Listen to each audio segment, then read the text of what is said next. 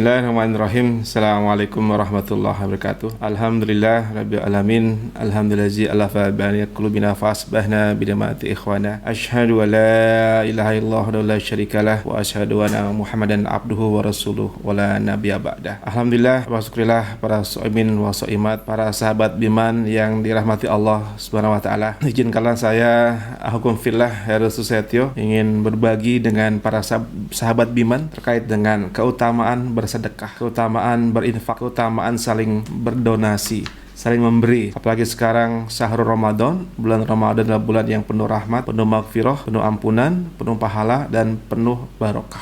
Bulan Ramadan adalah bulan membaca Al-Quran dan juga bulan bersedekah. Dari Ibnu Abbas radhiyallahu anhu berkata, sesungguhnya Rasulullah SAW adalah orang yang paling dermawan, dan kedermawanan beliau akan bertambah pada bulan Ramadan ketika bertemu dengan Jibril. Beliau bertemu dengan Jibril setiap malam Ramadan untuk mempelajari Al-Quran, dan Rasulullah SAW lebih dermawan dari angin yang bertiup kencang. Hadis riwayat Bukhari. Kami highlight. Maka apa ibrah yang kita dapat dari hadis tersebut? Pertama, bulan Ramadan adalah waktu yang sangat tepat untuk membaca Al-Quran dan bersedekah, karena pahalanya akan dilipat gandakan oleh Allah Subhanahu wa taala. Rasulullah SAW sendiri telah memberikan contoh yang baik karena beliau paling banyak membaca Al-Quran dan sedekahnya pada bulan Ramadan. Dan kita orang Muslim, orang Indonesia, kita punya modal sosial yang luar biasa, para sahabat Biman, karena kita sudah dikenal sebangsa, termasuk bangsa yang paling dermawan sedunia, bangsa yang paling baik hati ataupun paling dermawan, ya, paling suka memberi. Bahkan menurut catatan dari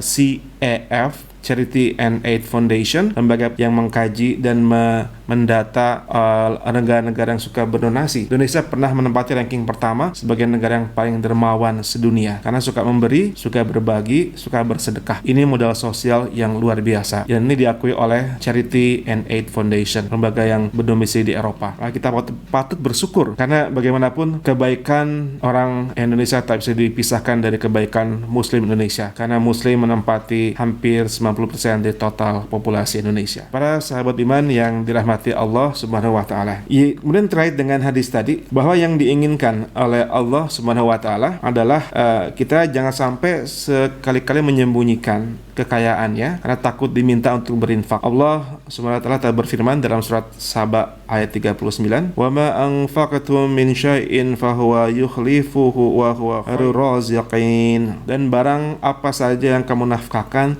maka Allah akan menggantinya dan dialah pemberi rezeki yang sebaik-baiknya. Surat Saba ayat 39. Dan barang apa saja yang kamu nafkahkan, maka Allah akan menggantinya dan dialah pemberi rezeki yang sebaik-baiknya. Maka jangan pernah ragu-ragu, jangan pernah khawatir, jangan pernah takut untuk berinfak dan bersedekah, karena itu bukan harta kita, yang pertama. Yang kedua, itu tidak akan hilang, tidak akan berkurang, karena Allah akan menggantinya dengan rezeki yang tak terduga-duga, min haitsu la yahtasib, selama dia ikhlas dan dia mengharap penuh pengharapan pada Allah Subhanahu wa taala. Kemudian apapun yang telah kamu infakkan, maka dialah yang akan menggantikannya, yaitu Allah. Apapun yang kamu sedekahkan, maka dialah yang akan membalas pahalanya. Jadi Allah akan menggantikan dan akan mengganti kembali apa yang telah kita infakkan, kita sedekahkan. Itu janji Allah. Bahkan dalam surat At-Taghabun ayat 17 disebutkan, "A'udzubillahi minasyaitonirrajim,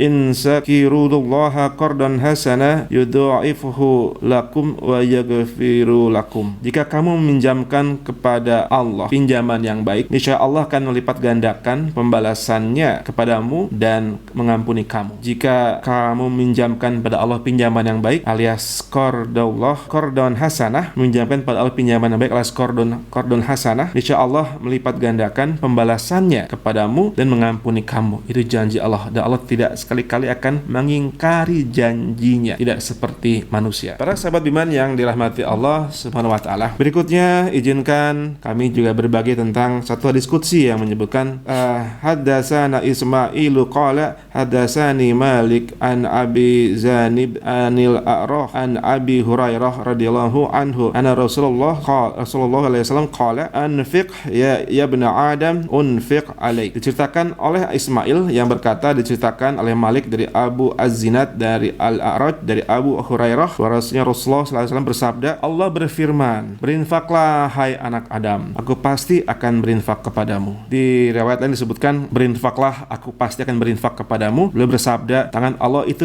penuh, tidak akan pernah berkurang karena nafkah yang diberikan Allah secara terus-menerus sepanjang malam dan siang. Beliau bersabda, tahukah kalian apa yang telah dia infakkan semenjak dia menciptakan langit dan bumi? Sesungguhnya apa yang ada di tangannya tidak akan pernah berkurang. Arsinya berada di atas air, dan di tangannya lah timbangan ataupun mizan itu berada. Maka berinfaklah, niscaya aku akan berinfak kepadamu. Itu janji Allah, para sahabat Biman sekalian. Maka kami mengajak pada diri kami juga pada para sahabat sekalian, maka mari kita berinfak, kita bersedekah dan mengeluarkan harta kita yang itu bukan punya kita. Ada hak orang lain di situ. Ada hak fakir miskin, fuqara, masakin, yatama, anak yatim, orang-orang miskin. Maka bergiat juga untuk mengeluarkan entah bernama zakat, entah bernama infak, entah bernama sedekah, entah bernama wakaf, entah bernama pemberian yang disebut qardon hasan alias pinjaman yang baik. Itu insya Allah akan kembali kepada kita semua, dan itu pun bukan punya kita. Maka kalau sudah dikeluarkan, itulah bagian memang bukan punya kita, itu hak orang-orang yang para mustahik, bukan punya kita. Maka sudah sepatutnya dikeluarkan, dan itu tidak akan hilang. Insya Allah akan menggantinya dengan balasan yang tak terduga-duga. Demikian, semoga bermanfaat. Semoga kita selalu memanfaatkan modal sosial bangsa Indonesia sebagai bangsa yang paling dermawan sedunia dan selaku muslim terbanyak sedunia untuk selalu gemar berinfak, bersedekah dan beramal atas nama Allah Subhanahu wa taala. Salam Biman, salam sehat, dan semoga manfaat yang benar datang dari Allah, yang hilaf semata-mata karena hilafan saya pribadi. Wassalamualaikum warahmatullahi wabarakatuh.